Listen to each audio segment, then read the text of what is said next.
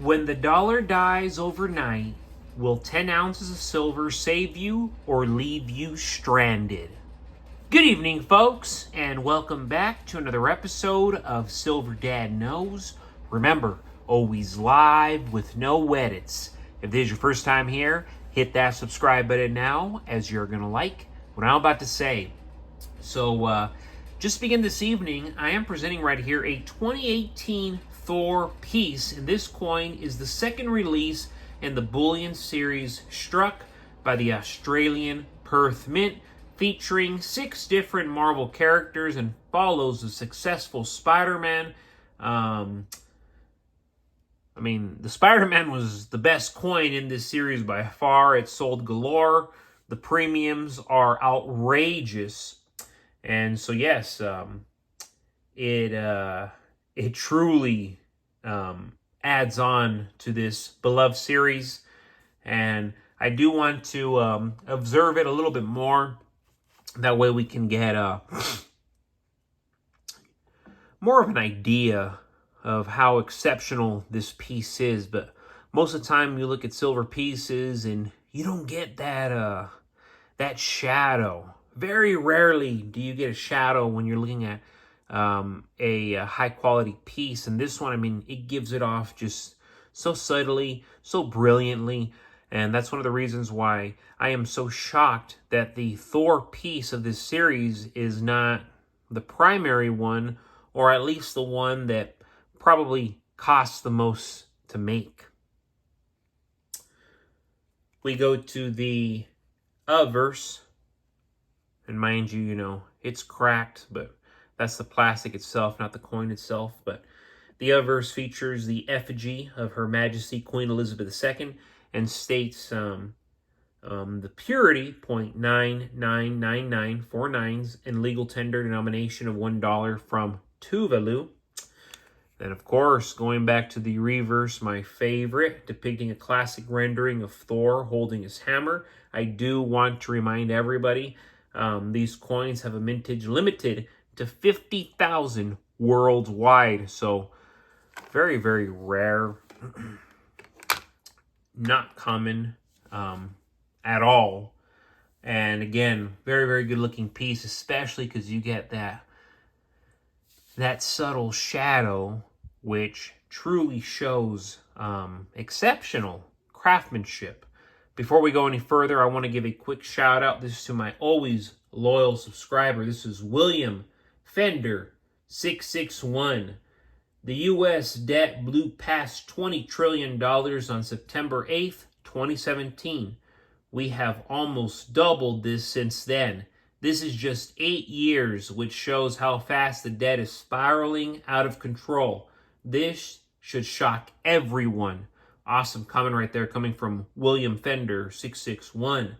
And of course, this outrageous debt that we have gotten used to,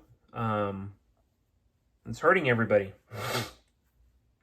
Not just us as individuals, but our children, our children's children who still aren't here. It's like coming down from a snowy hill.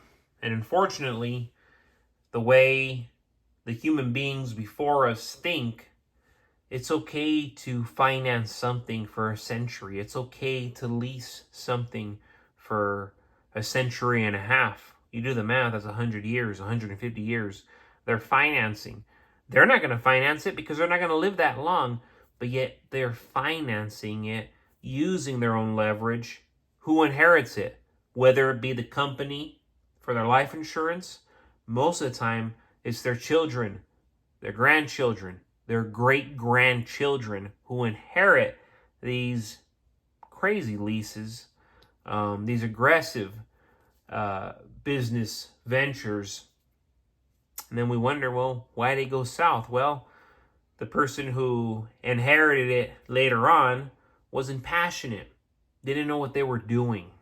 So it should be no wonder why these types of things occur, because those who invest in them primarily, they don't have the best idea of where it's going ultimately.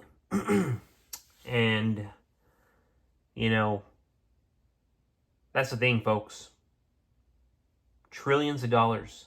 $20 trillion since September 8th, 2017. How the heck do we get that far? It's not even plausible. Like, how do you justify going into that much debt as a nation? And that's one of the reasons why I'm convinced that it's all rigged. However, we do suffer the consequences. So yes, I can believe in these theories of, oh, it's rigged against us, it's a matrix, it's all made up. Be that as it may, we do suffer the short and long-term consequences of their actions. When the system collapses, whether due to hyperinflation, currency debasement, or a breakdown in supply chains, silver won't only be an investment, it'll be a lifeline. Yet the harsh truth is that only 1% of people will own enough. The average person either doesn't believe in precious metals or only owns a few coins, thinking it's enough. But when paper currency fails, silver becomes purchasing power, and without enough, you'll be just as vulnerable as the unprepared. And I'm going to repeat that again. Without enough, you will be just as vulnerable as the unprepared. It is that serious. It is that dire. The time to act was yesterday. Let's define enough. For real resilience, a person needs at least 200 to 500 ounces of physical silver, and ideally 1,000 ounces or more. That's not greed. That's strategic survival. Consider that in a true collapse scenario, you'll need to cover food, fuel, medicine, tools, maybe even temporary housing. People don't think about that, but how many people at the last minute need to house themselves? We all know them. It's not a few, it's a lot. If silver hits $100 or $200 per ounce in a crisis, your 1,000 ounces becomes a serious lifeboat. It's not about getting rich. It's about not being poor when cash dies. And since the beginning of time, since the days of Noah, people, they've been broke. They've been broker than ever. It's in our nature not to be prepared. Even though so many of us, especially those who watch this channel, we're addicted to investing. We're addicted to being ahead of the rest. The majority of human beings, they don't think that far ahead, unfortunately. Think about how few people are even stacking today. Most Americans don't own a single ounce. Some have silver jewelry, but very few have a true stack aside for bartering or emergency wealth storage. When SHTF, the people with 5 to 10 ounces will feel rich until they realize that only a few tanks of gas or a couple of months of groceries, that's all it's going to buy, 5 to 10 ounces. Then reality hits.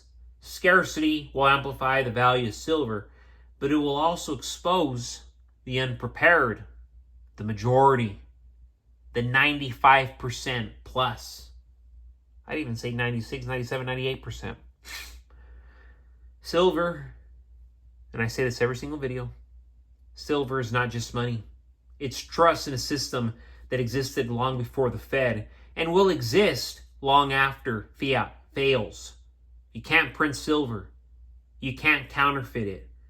And when banks shut down or inflation runs wild, silver in your hands is freedom. It's trade. It's leverage. But 1,000 ounces gives you that in bulk. Enough to wait out chaos. Help your family. Help you start fresh. Let's be clear. Silver, it's not a quick win. It's a hedge, a buffer, and a weapon against financial tyranny.